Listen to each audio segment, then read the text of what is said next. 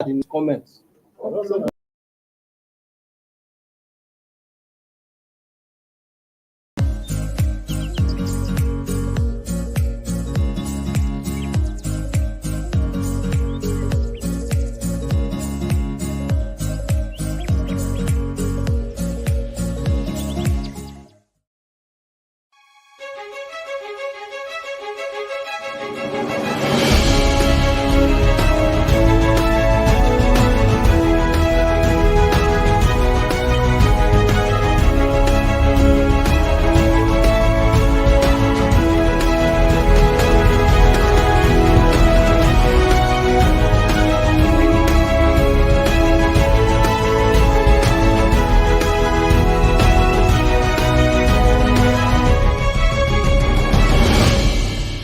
The Big Issue.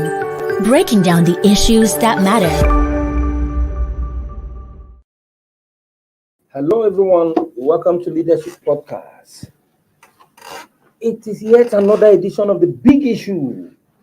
And of course, as usual, I'm your regular host, George Agba. And with me here in the studio, our very vibrant in-house analyst.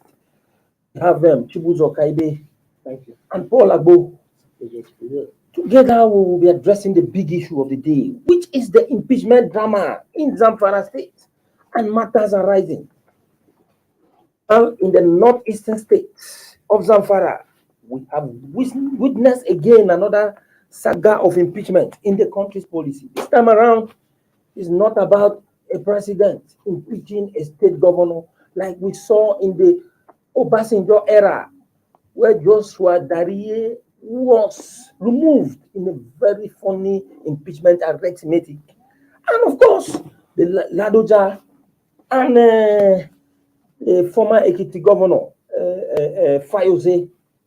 No, this time around, it is the governor against his own deputy.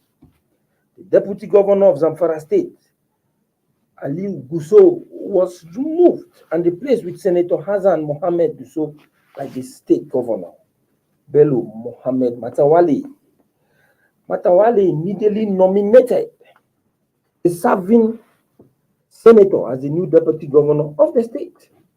The nomination of Senator Gusau was confirmed by the State House of Assembly immediately. Speaker of the State House of Assembly, Honorable Nasir Muazu Magaya, told members of the Assembly that Governor Matawalle had nominated Senator Gusau to serve as deputy governor of the state. The speaker said the letter from the governor to this effect tipped Senator Gusau as the most suitable for the position of deputy governor of the state. Well, whether Senator Gusau is suitable or not, we are looking at the political drama that has led to this. And of course, it is very, very worrisome. Chibuzo, it has, you can imagine that the erstwhile deputy governor of Zamfara State is the latest casualty of the constant feud between the governors and their deputies. How would you describe that impeachment situation in Zamfara? Well, it's a repeat of,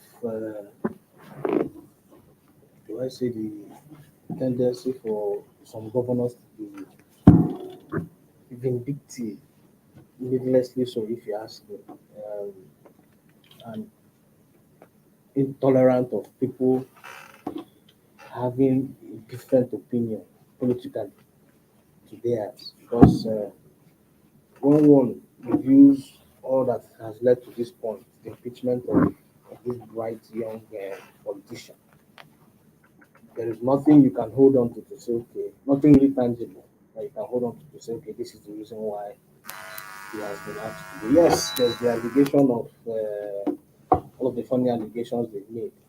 But the first thing that comes to your mind is, when did they realize he was involved in the things that have accused him of? I think they realized that when the governor defected to APC and the deputy refused not to go. Exactly. So it just shows you how, do I call it a mockery of the democratic process. The democratic and legislative process this whole thing has shown. And so it really calls for concern, because this is not the first time we are seeing this kind of vindictive action by governors.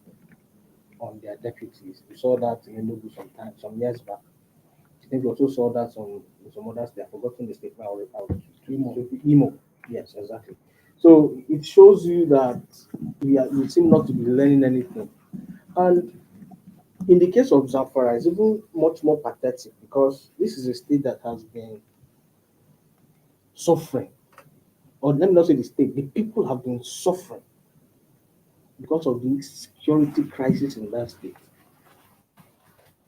And all the governor and the state assembly think it's a priority how to impeach the deputy governor because he has refused to join. And I think because there's no other tangible thing to point to.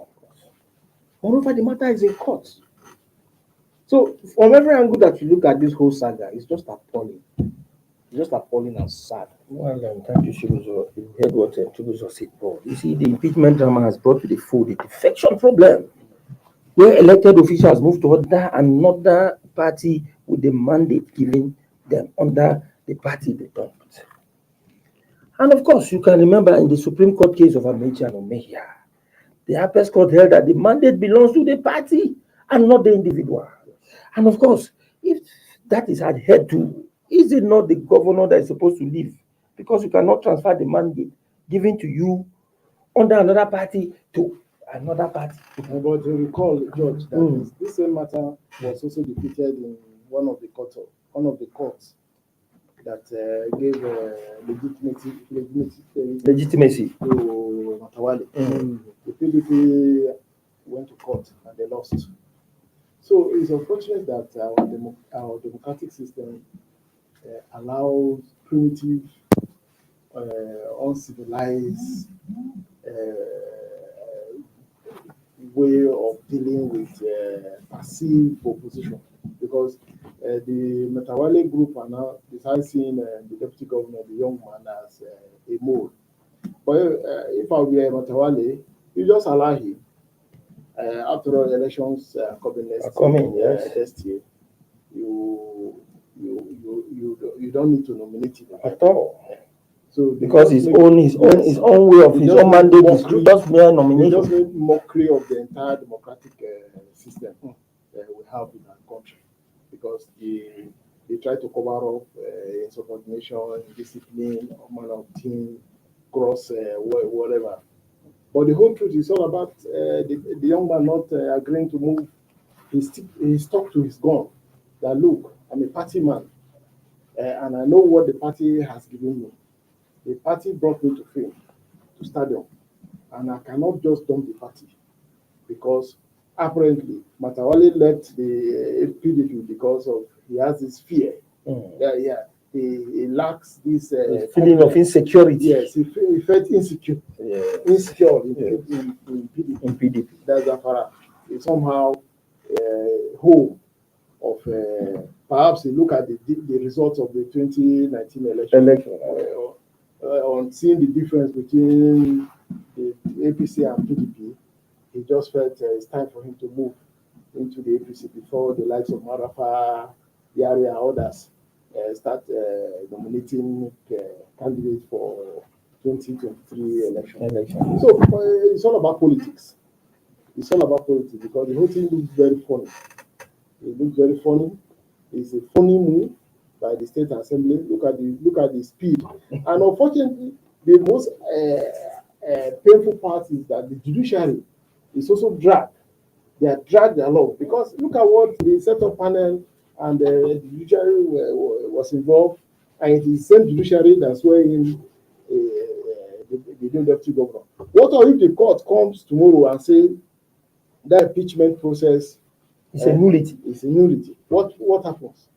So the Zamfara will now have two deputy governors. So what happens? Well, I think you have a point, Paul, because if you say that, it has even happened at the national level here, where Obasanjo moved to impeach Vice President Atiku Abubakar dead. Yes. And then the Court of Appeal said Obasanjo has no constitutional power to remove Atiku from office. So the governors at the state level, the governors operate like emperors. They are even worse than emperor. Without the governor in the state, nothing works. The whole state comes to a standstill. You will not even find some almost 40% of the civil servants will not be in their offices because government is not around. But at the federal level, the president is not around. You don't even feel it. You don't feel it.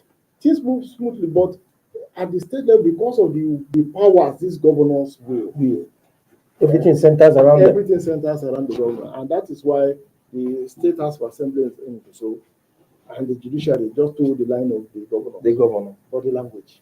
Why look at the speed, the impeaching, the very day they impeaching, they swearing the next immediately. You know that was something that was already the deputy governor did not even make appearance in the State House of Assembly for screening or anything.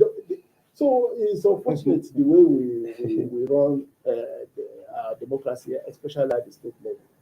It's not really healthy. Thank you very much, Paul. We are going to take a very short break now. We'll be back, and as we do that, we expect that our viewer will contribute to the conversation on the big issue by sending in their comments. Don't go offline. We'll be back shortly.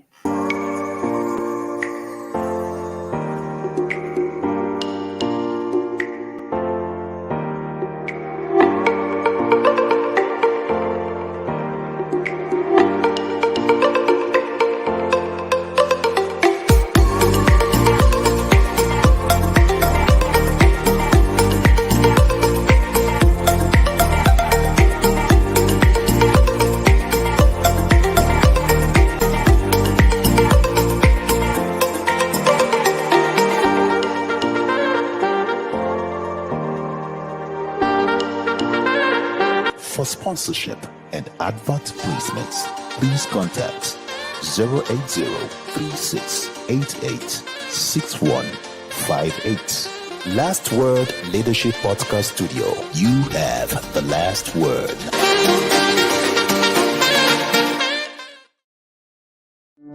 The Big Issue. Breaking down the issues that matter. Welcome back. We are still on the big issue in leadership podcast. And of course, the big issue of the day is the impeachment drama in Zamfara State. Well, Chibuzo, you heard what Paul said. You see, this has also shown the selfishness of Nigerian politicians. Is it right that a deputy governor is by force? They must follow the governor to another party. And of course, you made mention of the fact that there is a subsisting court case, a pending court case, while this is ongoing. Just like what happened during the Obasanjo era, where Obasanjo attempted to unseat Atiku, and the Court of Appeal said, no, you lack the constitutional powers. Yes, to remove Atiku. Atiku cannot be removed under your whims and caprices. Don't you think the deputy governor might have? This case will run all the way to the Supreme Court. It is almost obvious it's going to go that way. And I think they also know, the Zamfara State governor also knows that, this matter is going to go all the way. Because regardless of what the High Court rules, if he rules in favor of the young man, he's going to go to appeal. And then it goes that way. If he loses, if Gusau loses, there's a likelihood that he's also going to pursue it because as it stands now, ego is on the line on the one hand, and supremacy battle. Yes, but the young man would want to salvage his budding political career, so he would want to ensure that toga of impeachment does not continue to hang around, his neck. So it's almost inevitable that it's going to go all the way, and especially when it is very clear that he has a good case. Exactly. So it's almost inevitable that it's going to go all the way. And well, if he gets victory at the Supreme Court, it will be like the case in Enugu, where the deputy governor had to keep chasing the thing, and by the time their tenure had elapsed, the judgment came. The Supreme Court. So it will not be a case of at least I've been vindicated, and my career is still on course. Abari also suffered this issue. He went to court and pursued it, and so there's a history of this kind of situation. So it's what is happening to him is not strange. It's just unfortunate that in these times, one would expect that the governor, who has much more to worry about, providing proper security for your state. The security crisis you are facing alone is a handful. It's one of the poor states in Nigeria. Health-wise, I'm not sure they are in any good ranking. Education-wise, they are not in any good ranking. So he leaves all of that issue and what has been occupying his mind since is how to impeach a deputy governor. And he has failed to learn also that in the neighboring state, Sokoto had the same experience. Wamako defected to the APC, but his deputy stayed back. Mukhtar Shagari, he stayed back, and they ran out their period without any. So it shows you the level of political immaturity of the Zamfara State governor. That is all it tells you. That is all it tells me. It shows you how politically immature and if you like, hollow, that this whole action has exposed. Yes, I agree with you, Chubuzo. I think for the way it is, the balance of terror is in favor of the deputy because most Nigerians are sympathetic to him because he has shown political maturity. He has shown that he's not one of these political prostitutes that will be jumping from one party to the other. Show that he's an ardent party man. And these are the kind of politicians Nigerians should look for. The ones that have that constancy of purpose, straightforwardness and consistency of direction. Paul, you made mention of something here, and I want to agree that it is quite true that Matawalle could be doing this not just about the young man. He could be doing this to favor certain kind of camps, like the Marafa camp. Yes. Matawalle sees the Marafa camp as a serious threat to his political survival in the state.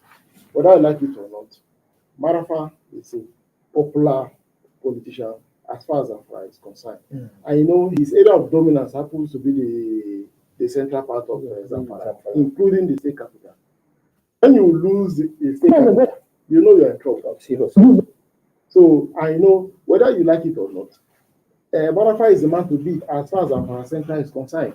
I know he is also the leader of the faction of the APC in the state. So by the calculation, perhaps Matawalle has thought it wise in his own wise thinking that, look, let me just do away with this young man and bring in the senator representing Zamfara to be the deputy governor. There will be a vacancy there. Marafa to now shift Marafa and take his attention back to the Senate to continue his radicalism there. Marafa is one radical senator who does not fear anybody. He says his mind. You recall what happened to the former deputy governor of Nasarawa State, the former minister of information. Magu.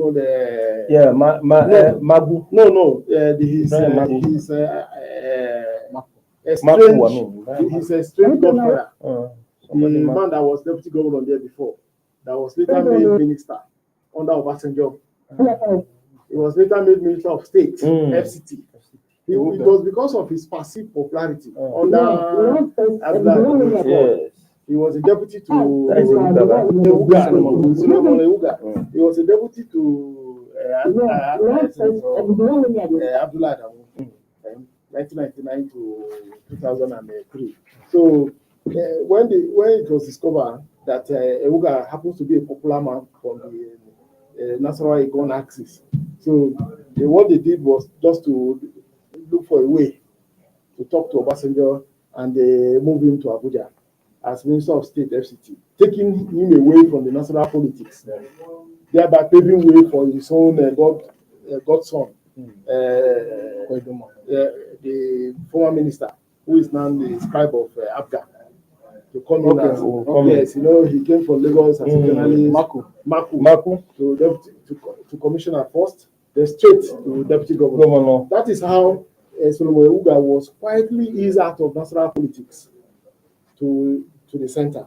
So perhaps Matawalle must have thought it that way, that look, let me find a way of getting rid of this man political bedbug. Yeah.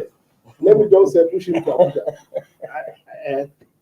Perhaps you can imagine to settle the political crisis in Zamfara You're right, State. Paul, because I think Matawalle didn't see Yes. this young man as The national body will not give him the ticket. Of course. They will buy election, and it's going to be APC state. So let's move Marafa to Abuja and his so that the governor can have some breathing space. I think Paul has been able to give us a very deep insight about the political the political this thing that is actually playing out, the political drama tricks. Well, you see, deputy governors seem to be too power. I mean, governors seem to be too. I mean, deputy governors seem to be too powerless. Well, before we do that, I think we just have to take a short break to enable us put certain technical things in order. We'll be back in a moment.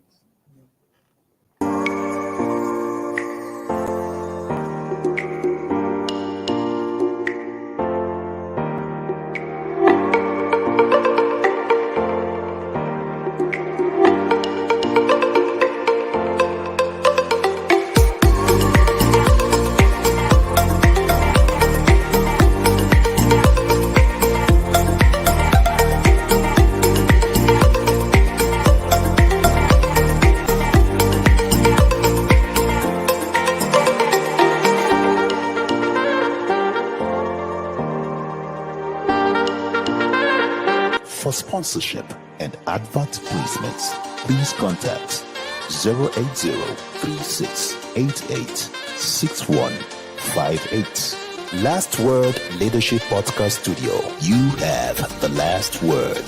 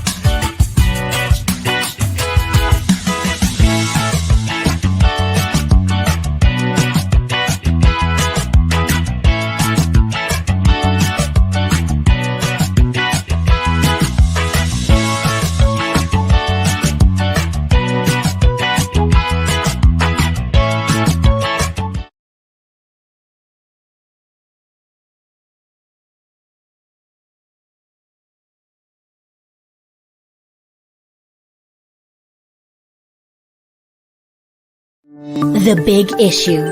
Breaking down the issues that matter.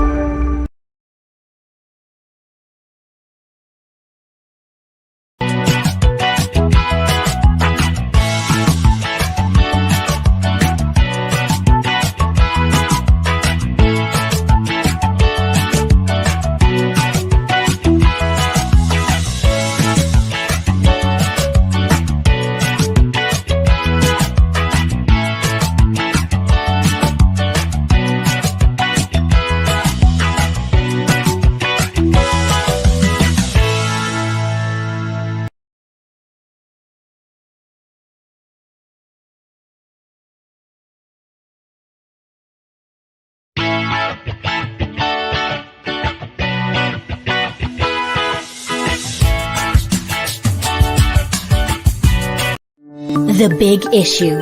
Breaking down the issues that matter. Welcome back. We are still on the Big Issue in Leadership Podcast. And of course, the big issue of the day was the impeachment drama in Zamfara. And of course, we will just have to look at some issues bordering on the state of the nation.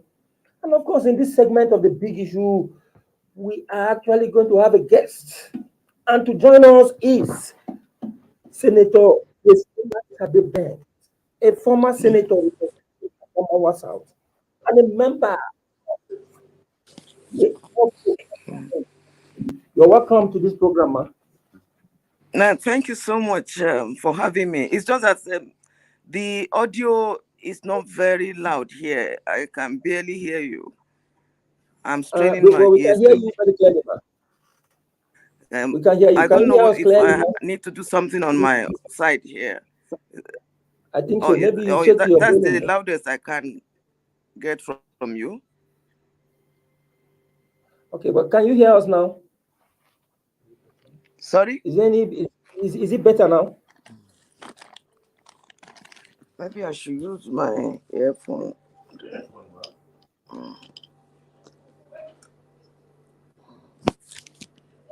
Well, okay.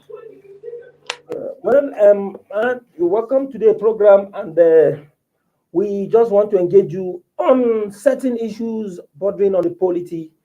And of course, first of all, we want to really find out about with this electoral bill. There are feelers that the president is going to sign this bill tomorrow. Yes, there's been so much, anticipation about the bill, and recently, barely 2 days ago, the civil society held an elaborate protest to that effect. So, and then the spokesperson to the president did give a very interesting take on when the president is going to sign it. Hours, months, weeks, and all of that. But that he still has the statutory 30 days within which to work in. And so out of the blues yesterday, the report came that the president is going to sign tomorrow. So I think all fingers are crossed at this point. A lot of people are becoming yes, of course, definitely. So it's important to stress the time. So a lot of people are quite expectant that he's going to sign it, and at least let that episode go, so that a new chapter of our democratic experience can begin. But Paul, this idea of the delay, I don't understand. The president has really dilly-dallied on this particular issue of his assets to the electoral bill. What do you think could be the problem? Judge, the handlers of the president would not like the word delay. Yes, because according to them, if you heard what his aide additional said, is within the constitutionally allowed time frame. Well, Paul, sorry to cut you short. I think we have our guest back here, Senator Grace Folasho-Bent, a former senator representing from Matawalle State and a card-carrying member of the All Progressive Congress. You're welcome to Leadership Podcast. The audio, I'm having issue with the audio. Hello? Hello. Can you hear us clearly now? Can you hear me? Yes, we can hear you clearly, man. You're welcome to this program. Can you hear me? Yes, we can hear you. Well, it's like there's a technical hitch here. We still have a problem. But back to what you were saying. Yes. The handler says within the 30 days allowed by the Constitution. So, and they also say that easy does it better. That the president does not want to rush into doing anything, and we know his style from the beginning. And he admitted that he's about to go slow, so we must excuse him. There's something we can do after enduring his Baba go slow tendencies and for 7 years. We only wait and see. Yes. Because at least Nigeria, we are all used to it now. We're used to it. Well, there is a feelers that the president is going to sign it tomorrow. Let's wait and see. And if he does that, then it is a landmark one in the country's history. That is 2018 or so, when the president had been shelving this electoral bill aside, he finally gave his assent to it. But that is the most we can take for the big issue of the day. Thank you for keeping tab with us, and of course, I'll thank our in-house analysts for actually addressing the big issue. Join us same time tomorrow for another edition of this program. You have a wonderful day.